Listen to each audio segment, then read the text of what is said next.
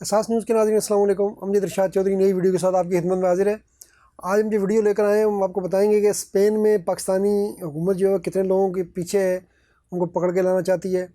اور دبئی میں جو پاکستانی ہیں ان کے لیے کیا بڑی مشکل جو ہے وہ کھڑی ہونے والی ہے یا کھڑی ہو گئی ہے۔ تو یہ دو اہم خبریں جو ظاہر اوورسیز پاکستانیوں کے حوالے سے ہیں۔ تو اگر پہلے ہم بات کر لیں دبئی کے حوالے سے، اسپین کے بعد میں بات کرتے ہیں، تو دبئی میں جو ہے پاکستانیوں کی بہت بڑی تعداد نے جو ہے وہ گولڈن ویزا لیا ہوا ہے۔ گولڈن ویزا جو ہے وہ ملتا ہے کم از کم آپ جو ہے وہ 2 ملین درم یعنی 20 لاکھ درم کی وہاں پراپرٹی لے لیں یا انویسٹمنٹ کر لیں، تو یہ بڑی تعداد ہے پاکستانیوں کی، ہزاروں کی تعداد میں، جس میں تو یہ لوگ وہاں کافی عرصے سے ظاہر ہے یہ سلسلہ جاری ہے۔ جب کراچی کے حالات خراب ہونا شروع ہوئے تھے تو یہاں سے لوگوں نے، کاروباری طبقات نے دبئی جانا شروع کیا، کچھ کینیڈا چلے گئے اور کچھ دبئی۔ تو یہاں جو کراچی خاص طور پر میمن کمیونٹی ہے، جو تاجر ہیں، جو زیادہ مالدار سمجھے جاتے ہیں، ان کی بہت بڑی تعداد نے اپنے جو ہے دفاتر وہاں دبئی میں شفٹ کر لیا۔ پھر یہ سلسلہ جاری ہے، یہ صرف اب کراچی تک محدود نہیں ہے، لاہور، اسلام آباد کاروباری طبقہ جو ہے وہ بڑی تعداد میں دبئی چلا گیا ہے۔ کمپنیوں نے بھی وہاں بڑے سب آفس بنا لیے ہیں، لوگوں نے بھی جن کے پاس پیسہ تھا وہاں جا کے اپنی پراپرٹیاں لے لی ہیں۔ تو یہ معاملہ چل رہا تھا۔ اچھا، یہ ہم عام آدمی کی تو بات کر رہے ہیں، ہم تاجر کی بات کر رہے ہیں، تو یہ جو پاکستان کی بڑی بڑی شخصیات ہیں جو اس وقت بھی بڑے بڑے عہدوں پر بیٹھی ہوئی ہیں، تو ان سب کے نے بھی وہاں پر جو ہے وہ دبئی میں جائیدادیں بنائی ہوئی ہیں۔ یو کے میں بھی پتہ آپ کو بنائی ہوئی ہیں، اور وہ تو سب کے سامنے ہی ہے، لیکن دبئی میں بھی ان سب کی تقریباً جائیدادیں ہیں۔ لیکن ظاہر ہے ان سے تو کسی نے نہیں پوچھا تو جو ہے وہ عام بندے سے جاتا ہے اور عام تاجر سے جاتا ہے، تو اس کی سختی آ گئی ہے۔ جو بڑی بڑی شخصیات ہیں جن کے نام بھی ابھی جو ہے وہ لیکس میں آئے تھے کہ ان کی دبئی میں پراپرٹیاں ہیں یا یو کے میں پراپرٹیاں ہیں، تو وہ تو ظاہر ہے ان کا تو نہ، میں جیسا ہم نے کہا ہے، کچھ نہیں کوئی بگاڑ سکتا، بلکہ وہ ابھی تک ان کی اکثریت جو ہے وہ اقتدار میں کسی نہ کسی طرح اہم عہدوں پر بھی بیٹھی ہوئی ہے، اور وہ فیصلے بھی باقی ملک کی قسمت کے کر رہی ہے۔ تو لیکن اب یہ جو عام لوگ ہیں جنہوں نے پراپرٹی لے کر وہاں پر گولڈن ویزا لیا ہوا ہے یو اے ای کا، دبئی کا، تو ان کے لیے ایک مشکل آ گئی ہے۔ اب حکومت نے یہ فیصلہ کیا ہے کیونکہ ظاہر ہے جب آپ دبئی آتے ہیں تو وہ یہاں ایئرپورٹ پر آپ امیگریشن حکام کو پاکستان میں جب وہ آپ کو دکھاتے پڑتے ہیں کہ جی میرے پاس یہ دبئی کا گولڈن ویزا ہے، میں جا رہا ہوں،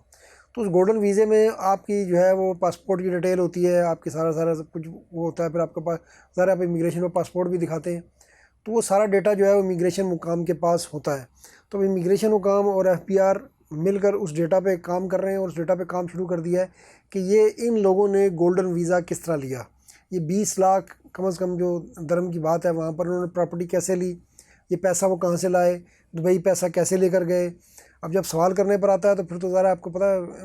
جو ہے وہ آپ کے موٹر سائیکل کا صرف انڈیکیٹر نہ ہونے پر بھی چلان ہو سکتا ہے، قانون تو یہی کہتا ہے۔ تو ذرا قانون جب نافذ کرنے پر حکومت کسی پہ آئے گی تو پھر یہ سب پوچھے گی۔ تو اب ایسا لگتا ہے کہ حکومت نے یہ فیصلہ کر لیا ہے کہ ان لوگوں سے پوچھا جائے گا کہ بھائی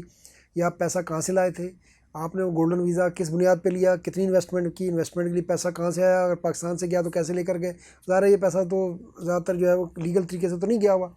تو اب یہ جو دبئی میں لوگ جو پاکستان آ رہے ہیں یہ گولڈن ویزا والے، تو ان کے لیے ایک مشکل دور ایسا لگتا ہے کہ کم از کم عارضی طور پر ہی صحیح، ظاہر ہے پھر یہ لوگ دباؤ ڈالیں گے تو ہو سکتا ہے آستہ آستہ نرمی ہو جائے، تو یہ ایک مشکل میں آنے والے ہیں، اور ان سے پوچھا جا سکتا ہے، ہو سکتا ہے ایئرپورٹ پر ان سے پوچھنے کا سلسلہ شروع کر دیا جائے کہ آپ نے یہ جو پراپرٹی دبئی میں لی ہوئی ہے، جو گھر لیا ہوا ہے، جو آپ کاروبار کر رہے ہیں، تو اس کو آپ نے یہاں پاکستان میں ڈکلیئر کیا ہوا اپنے اثاثوں میں یا نہیں، آپ اس کے اوپر ٹیکس دے رہے ہیں یا نہیں۔ یہ سارے سوالات جو ہیں اب ان سے پوچھنے کا ایسا لگتا ہے فیصلہ کر لیا گیا ہے۔ اس بارے میں جو ہے وہ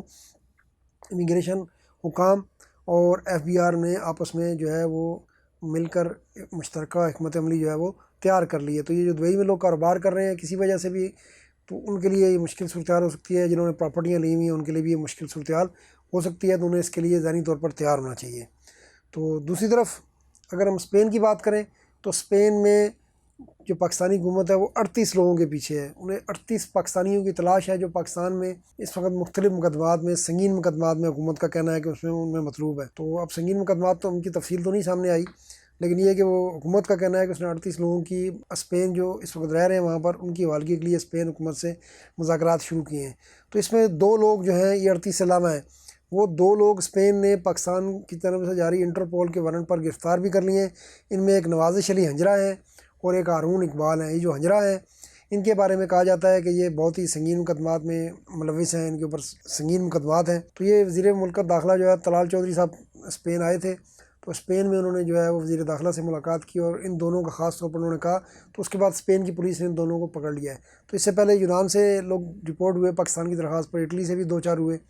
اور اب یہ معاملہ اسپین تک پہنچ گیا ہے۔ تو اسپین میں حکومت نے کہا ہے کہ جی ہمارے پاس 38 لوگ ہیں جو ہم نے اسپین کی حکومت سے کہا ہے کہ وہ ہم پکڑ کے ہمارے حوالے کیے جائیں، ہمیں مختلف کیسوں میں مطلوب ہے۔ ابھی ہمیں پتہ نہیں کہ ان کیسوں کی نیت کیا ہے، وہ تو ظاہر ہے حکومت پاکستان جانتی ہوگی، اسپین جانتا ہوگا۔ تو یہ ہے کہ اب یہ پاکستان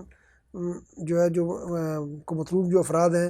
تو وہ اب ان کا دائرہ جو ہے وہ پہلے یونان حوالے کرتا تھا، اٹلی نے بھی کچھ حوالے کیا، اور اب اسپین نے بھی ان کو حوالے کرنا شروع کر دیا ہے۔ تو یہ 3 ملک ایسے جو ہیں وہاں پر جو ہے اب پاکستانیوں کی یعنی حوالگی کا معاملہ جو ہے وہ آسان ہو گیا ہے۔ تو آج کے لیے اتنا، انشاءاللہ پھر ملیں گے۔ اللہ حافظ۔